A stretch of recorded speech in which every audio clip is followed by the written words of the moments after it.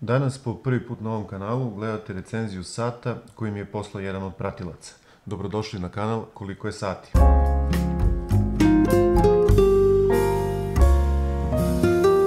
Dakle, ovaj sat mi je velikodušno poslao Marijan Radosavljević koji redovno prati ovaj kanal. Naravno, sat mi je ustupio samo da uradim recenziju pa ću ga odmah poslati nazad, a kako bih mu se zahvalio za to što ima poverenje da mi pošalje sat, iako se apsolutno ne poznajemo, ja ću mu sad poslati jedan mali poklon, a to je ovaj NATO kaiš koji će, čini mi se, dobro pristajati uz ovaj model sata.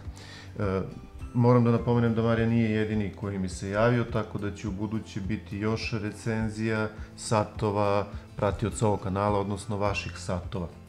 Ako vas zanima, ova torbica, jako praktična stvar u kojoj možete čuvati kaiševe, a boga mi i satove. Kupio sam je na AliExpressu i osim što je vrlo praktična, izuzetno je jeftina, tako da affiliate link možete naći u opisu ovog videa, ima u različitim bojama, zatvara se rajfešlusom, tako da jedna torbica i za kućno čuvanje, a boga mi i za putovanje. Ukoliko ste ovdje prvi put, kliknite na dugme subscribe i na zvonce pored njega kako ne biste propustili naredne recenzije, savete i odgovore na vaša pitanja. A pripremam zaista dosta toga zanimljivog. Na primjer, baš danas mi je stigao jedan jako interesantan model za koji ću uskoro snimiti recenziju. Ok, da prijeđem sada na stvar, radi se o Citizen EcoDrive modelu, čiju referentnu oznaku vidite na ekranu, a komercijalno ime mu je Chandler. Sat ima military, odnosno vojnički dizajn i dimenzije i izgled su standardne za taj tip dizajna, dakle prečnik je 42 mm, debljina 11 mm, lag to lag rastojanje je 49 mm, a širina između lugova 22 mm. Kao što rekoh, to je standard za ovaj tip sata i ovdje možete vidjeti sad kako taj sat izgleda na mom zglobu, a moj zglob ima prečnik od 18,5 cm. Kućište je od čelika sa peskarenom završnom obradom, a uz takvu završnu obradu i boja čelika je takva da može da prevari nekog da pomisli da je sat izrađen od titanijuma. Međutim, u svakom slučaju radi se o čeliku. Krunica nije potpisana, ali je jako interesantnog izgleda, ovako malo je veća i ima lep ovaj grip, da tako kažem, tako da odgovara tom military stylu, može i u rukavicama da se podešava sat. To mi se sve jako sviđa i to su pozitivne strane ovog sata. Brojčanik je također jedan od kvaliteta ovog sata. Po specifikacijama piše da je brojčanik crne boje, međutim ja bih pre rekao da je ovo neka tamno siva boja. Ispravite me u komentarima ako grešim, ali svakako se lepo uklapa ta boja sa ovom krem bojom brojeva. U pitanju su arapski brojevi, veliki su, tako da je čitljivost jako dobra. Ispod 12 se nalazi logo Citizena, a iznad šestice diskretan natpis koji nam govori da se radi o EcoDrive mehanizmu. Sad pokreće EcoDrive E101 kalibar, što znači da se baterija napaja svetlosnom energijom i da nećete imati potrebu da često menjate bateriju. O tome neću sada više pričati, ako vas zanima da saznate malo više o EcoDrive mehanizmu, to sam pričao u recenziji Citizen Nighthawk modela, tako da možete da pogledate taj video, link je u opisu ovog videa, a također možete kliknuti na karticu u gornjem desnom uglu. Da se vratim na dizajn, kazaljke su također jako lepo urađene i uklapaju se u celokupan izgled sata, posebno je elegantna sekundara u ovoj blago zlatnoj boji, tako da sve u svemu jako lep izgled brojčanika i onako baš odgovara ovom tipu sata i prijatan je za oko. Svetlići premaz imaju minut na sekundna kazaljka i svi brojevi u stvari na brojčaniku.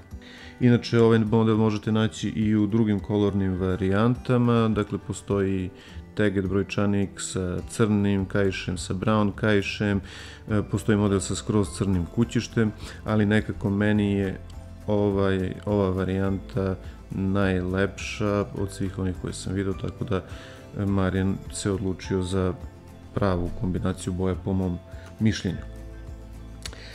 Sad da pređem na par stvari koje na prvi pogled uočavam kao nedostatke. Kažem na prvi pogled jer nisam imao prilike da ovaj sat duže nosim. Tako da su sve ovo praktično moji prvi utisci o satu, a također ni Marijan nije mogao nešto detaljnije da mi kaže o svojim iskustvima, jer je i on ovaj sat dobio prilično skoro. Dakle, šta mi se ne sviđa? Pre svega, sat ima mineralno staklo, što znači da treba biti oprezan da ne nastanu ogrebotine, a koliko god da ste oprezni, uvek se pojavi neka crtica na staklu. Sudeći po etiketi, ovaj sat košta $225, američkih dolara. Kod nas ga nisam vidio u prodaji, tako da ne znam tačno, ne mogu da budem siguran kolika je cena u Srbiji i regionu, ali ovo je cena po kojoj bismo već mogli da očekujemo i safirno staklo. Drugi manji nedostatak koji meni lično ne smeta, ali se često polemiše o tome, to je da sekundara baš ne pogađa dobro podeoke. Vidite da promašuje, negde ide na 3/4 između dva podeoka i baš poseban video koji sam radio o tome imate na mom kanalu, možete da nađete, a također bit će i u opisu ovog videa. Tada sam pohvalio Citizen da satovi ovog brenda nemaju taj nedostatak i to se vidi, to može da se vidi na ovom Citizen Nighthawku gdje se vidi da sekundara pogađa podeoke apsolutno tačno. Međutim, kod Chandlera to nije slučaj, barem kod ovog primjerka. Prethodna dva uslovno rečeno nedostatka možemo i zanemariti, ali ono što meni najviše smeta je loša čitljivost dana i datuma. Dakle, točkovi za dan i datum su iste boje kao i brojčanik i to je dobro, to je pozitivna stvar, ja volim kada je to tako. Međutim, prozor za dan i datum je jako mali, a i sam tekst i brojevi su ispisani dosta sitnim i tankim fontom, tako da je te podatke ponekad zaista teško pročitati, osim ukoliko baš nemate oštar vid i to vidim kao jedini značajan nedostatak ovog sata. Dakle, pohvalio sam čitljivost brojki i celog brojčanika, ali čitljivost dana i datuma je jako slaba. Dalje, zadnji poklopac je na zavijanje sa plitkom gravurom. Sad ove fleke što vidite na svetlu, to nisu fleke na poklopcu, nego već još uvijek stoji folija na ovom satu, tako da neću to skidati. Ali hoću da kažem da zadnji poklopac ima plitku gravuru. Mi ajde ovdje ću još jednom i posljednji put napraviti poređenje sa Citizen Nighthawkom koji približno isto košta, istu cenu ima, ali vidite da su zadnji poklopac uradili sa mnogo više pažnje i detalja. Ali kažem, to ne može se smatrati nekim minusom, nekim nedostatkom, to nije toliko bitno jer na kraju krajeva zadnji poklopac ne vidi niko osim vas i to samo u trenucima kada vam sat nije na ruci.